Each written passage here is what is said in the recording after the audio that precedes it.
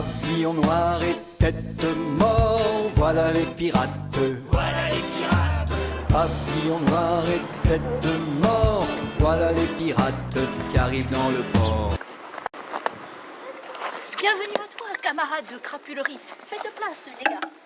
Avez-vous entendu parler déjà de la carte des 1000 mondes? Non? Qui vante qu'il fasse froid, qu'il neige.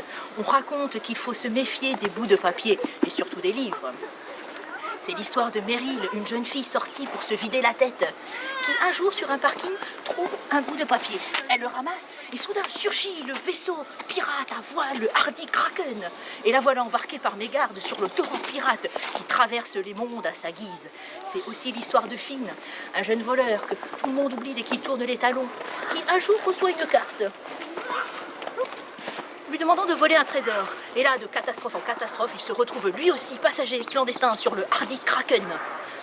Mais pour arriver à leur fin, c'est-à-dire reconstituer une carte et retrouver leur famille, ils vont devoir faire face à des aventures dangereuses, magiques, rencontrer des personnages bizarres comme des luminopaillettes ou le rabat-joie, s'allier à des personnages maîtrisant la magie, comme le capitaine Cole qui navigue grâce à un tatouage enchanté. Mais surtout, ils vont devoir arpenter des mondes bizarres, étranges, fascinants, comme les quais de l'Étemanque, où le vent souffle si fort que les plus malins apprennent à planer. Ils vont devoir donc se serrer les coudes et faire preuve de courage.